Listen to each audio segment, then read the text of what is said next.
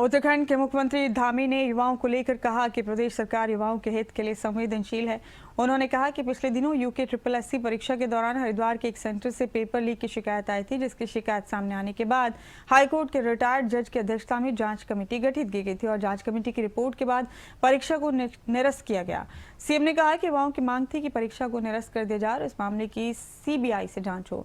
CM ने भी कहा कि सीबीआई से जांच की सिफारिश पहले ही कर दी गई है और अब जांच रिपोर्ट सामने आने के बाद परीक्षा को निरस्त किया गया।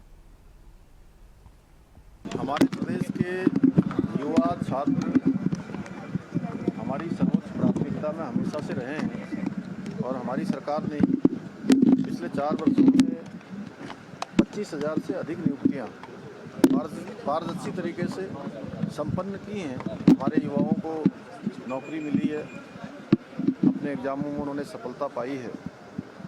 पिछले दिनों एक मामले में शिकायत आई थी एक सेंटर पर, उसकी जांच कमेटी बनाई गई, एसआईटी से जांच हुई।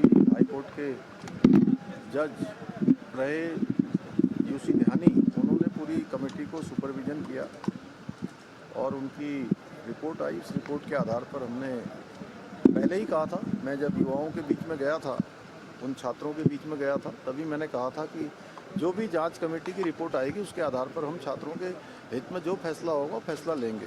जांच कमेटी ने अपनी संस्तुति दी और हमने भी जो है उस पर उसको आगे बढ़ा दिया, अग्रसारित कर दिया और वो परीक्षा कैंसिल हो गई। जल्दी हमारा प्रयास होगा कि ये परीक्षा दोबारा हो और पूरे पारदर्शी तरीके से हो, कहीं कोई कमी न रहे। इसके लिए हम लोग पूरी मॉनिटरिंग करेंगे और छात्रों के भी सुझाव लेंगे।